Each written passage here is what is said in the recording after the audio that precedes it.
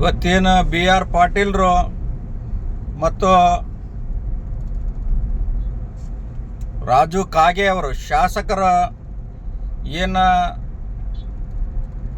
ಸ್ವಪಕ್ಷದ ಮೇಲೆ ಆರೋಪವನ್ನು ಮಾಡ್ತಾ ಇದ್ದಾರೆ, ಇವೆಲ್ಲ ಸತ್ಯಕ್ಕೆ ದೂರವಾದಂಥದ್ದವು. ಇವತ್ತು ವಸತಿ ಮನೆಗಳ ಬಗ್ಗೆ ಪಾಟೀಲ್ರು ಹೇಳಿದ್ದಾರೆ. ವಸತಿ ಮನೆಗಳು ಏನಾದರೂ ವಸತಿ ಸಚಿವರು ಏನು ಫಲಾನುಭವಿಗಳನ್ನು ಆಯ್ಕೆ ಮಾಡ್ತಾರೋ ಅಥವಾ ಗ್ರಾಮೀಣ ಪ್ರದೇಶದಲ್ಲಿರ್ಬೋದು, ಪಟ್ಟಣ ಪ್ರದೇಶದಲ್ಲಿರ್ಬೋದು, ಇವತ್ತು ಆಶ್ರಯ ಮನೆಗಳನ್ನು ನೀಡ್ತಕ್ಕಂಥದ್ದು ಅಲ್ಲಿರುವ ಗ್ರಾಮ ಪಂಚಾಯಿತಿ.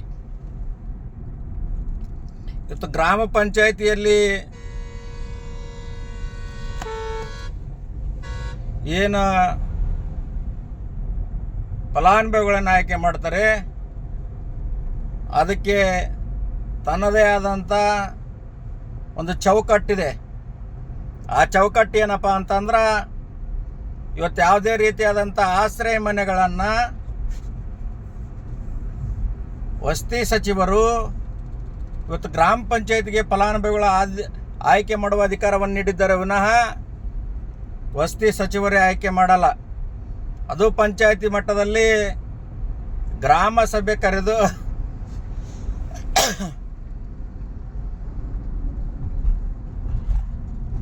ಇವತ್ತು ಗ್ರಾಮ ಸಭೆಗಳ ಮೂಲಕ ಫಲಾನುಭವಿಗಳನ್ನು ಆಯ್ಕೆ ಮಾಡ್ತಾರೆ. ಆದರೆ ಇವರು ಪಾಟೀಲ್ರು ಆರೋಪಿಸ್ತಕ್ಕಂಥದ್ದು ವಸತಿ ಮನೆ ಫಲಾನುಭವಿಗಳ ಹತ್ತಿರ ಕೂಡ ಹಣವನ್ನು ತೆಗೆದುಕೊಳ್ತಾರೆ ಸಚಿವರು ಅಂತಾರೆ.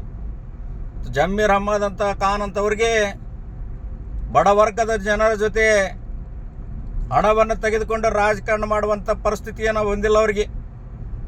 ಅವ್ರಿಗೆ ದೇವರು ಭಗವಂತ ಸಾಕಷ್ಟು ಕೊಟ್ಟಿದ್ದಾನೆ. ಅನೇಕ ಕಡೆ ಅವರು ಹೋದ ಕಡೆ ಎಲ್ಲ ನೋಡ್ಬೋದು. ಅನೇಕ ಬಡವರಿಗೆ ಅನೇಕರಿಗೆ ಕೂಡ ಸಹಾಯ ಹಸ್ತವನ್ನು ಮಾಡ್ತಕ್ಕಂಥ ಕೆಲಸವನ್ನು ಜಮೀರ್ ಅಹ್ಮದ್ ಅವರು ಮಾಡ್ತಾ ಇದ್ದಾರೆ. ಇವತ್ತು ಶಾಸಕರು ಹೇಳ್ಬೇಕಾದ್ರೆ ಸ್ವಲ್ಪ ಕಬುರಿಟ್ಕೊಂಡು ಮಾತಾಡ್ಬೇಕು. ಯಾಕಂದ್ರೆ ಸುಖ ಸುಮ್ಮನೆ ಈ ರೀತಿಯಾದ ಅಪರಾಧಗಳನ್ನು ಆರೋಪಗಳನ್ನು ಹೊರಿಸೋದನ್ನು ಬಿಡಬೇಕು. ತಮ್ಮ ಕ್ಷೇತ್ರದ ಜನರಿಗೆ ಅಭಿವೃದ್ಧಿ ಕೆಲಸವನ್ನು ಮಾಡಬೇಕು.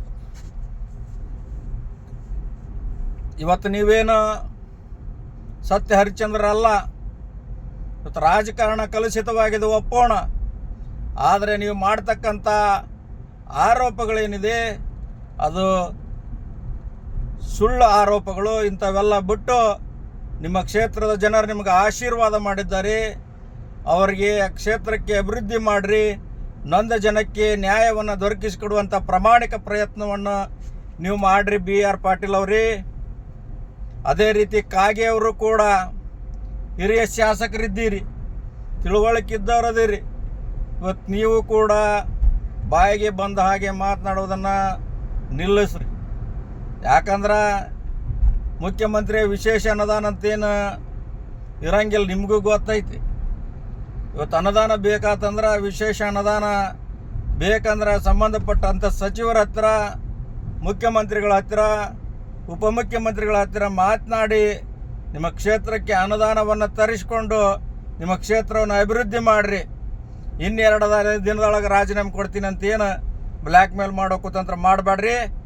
ನಿಮಗೆ ಬ್ಯಾಡ್ ಅನಿಸ್ತಂದ್ರೆ ನಿಮ್ಮ ಶಾಸಕ ಸ್ಥಾನಕ್ಕೆ ರಾಜೀನಾಮೆ ಕೊಟ್ಟು, ಕಾಂಗ್ರೆಸ್ ಪಕ್ಷಕ್ಕೆ ರಾಜೀನಾಮೆ ಕೊಟ್ಟು, ಕ್ಷೇತ್ರದ ಜನರ ಮುಂದೆ ಹೋಗಿ ಮತ್ತೆ ಚುನಾವಣೆ ಮಾಡಿ ಗೆದ್ದು ನೀವು ನೋಡ್ಕರ್ರಿ. ಇವನ್ನೆಲ್ಲ ಹೆದರಿಕೆ ಪದರಿಕೆ ಬಿಡಬಾಡ್ರಿ. ಕೊಡಾಗಿದ್ರೆ ರಾಜೀನಾಮೆ ಇವತ್ತು ಕೊಟ್ಟು ಹೋಗ್ಬಿಡ್ರಿ ನೀವು. ನಮಸ್ಕಾರ, ಥ್ಯಾಂಕ್ ಯು.